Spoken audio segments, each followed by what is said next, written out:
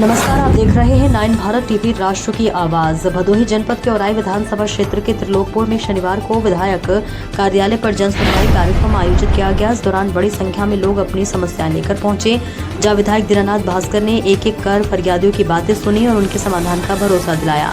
त्रिलोकपुर स्थित विधायक कार्यालय पर आयोजित इस जन सुनवाई में क्षेत्र के विभिन्न गाँव के लोग पहुंचे। सबसे अधिक शिकायतें जमीन से जुड़े मामलों के सामने आई। इसके अलावा आवास, रास्ते और सरकारी योजनाओं से संबंधित समस्याओं को लेकर भी लोगों ने अपनी बात रखी।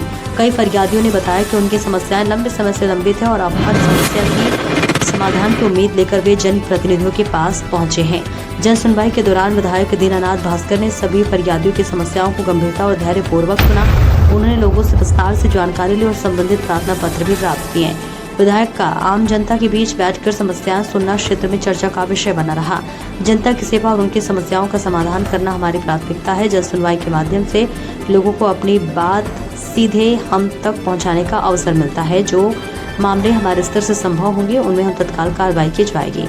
जन सुनवाई में पहुंचे लोगों ने भी विधायक के इस प्रयास की सराहना की। उनका कहना है कि जनप्रतिनिधि लगातार जनता के बीच पहुंचकर उनकी समस्याओं को सुन रहे हैं। इस दौरान जमीन, आवास और रास्ते से जुड़े कई प्रार्थना पत्र विधायक के कार्यालय में जमा किए गए हैं। कुल मिलाकर त्रिलोकपुर में आयोजित इस जन सुनवाई कार्यक्रम में क्षेत्र की समस्याएं खुलकर सामने आई, जिनमें जमीन से जुड़े मामले सबसे अधिक हैं। वहीं विधायक दीनानाथ भास्कर ने सभी शिकायतों पर कार्रवाई का भरोसा दिया है। बराबर होती रहती है तो है। हम लोगों का कल से तिरंगा यात्रा शुरू होने जा रहा है और तिरंगा यात्रा है। उसके बाद संत शिरोमणि गुरु रविदास जी के जन्मदिन के अवसर पर समरसता यात्रा का कार्यक्रम निर्धारित है।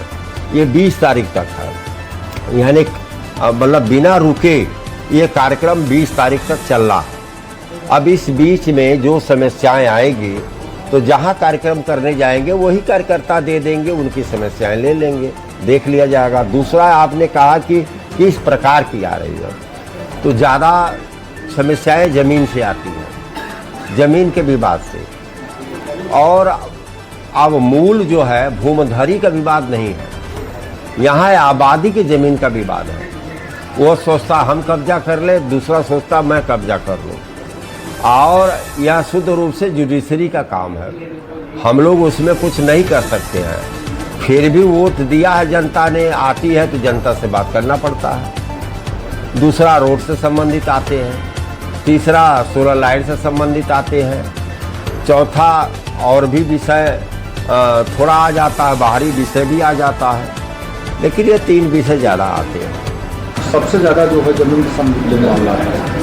इसमें मोदी जी क्या कुछ कहना चाहेंगे कि मामले का जो है सजेशन निस्तारण नहीं हो पा रहा है? नहीं, निस्तारण दरअसल वो ऐसे जमीन का विवाद आ रहा है जिसका निस्तारण न जिलाधिकारी कर सकता है, न SDM कर सकता है और न ही थानाध्यक्ष कर सकता है। जब भूमधरी का मामला आएगा तो उसका निस्तारण 100% हो जाएगा, लेकिन जब आबादी का मामला आता है तो वहाँ पर जो है संविधान साइलेंट है। संविधान यह कहता है, राजस्व की धाराएं यह कहती हैं कि जिसका कब्जा है उसी की वो आबादी है। अब कोई उसमें दूसरा भी कहता मेरा भी हिस्सा है, तो जो कब्जा किया रहता वो नहीं छोड़ता है। आबादी की जमीन को न नापा जा सकता है न बांटा जा सकता है, ठीक है। इसलिए इस तरह की पकड़ों का कभी भी निस्तारण संभव नहीं है। ना अधिकार आपस में बैठकर ना जो है बातचीत कर सकते हैं। हाँ। लेकिन ये मामले का जो है निस्तारण नहीं हो पा रहा है, जो बार बार जैसे कि आपके पास लोग आ रहे हैं, वो संभव नहीं है।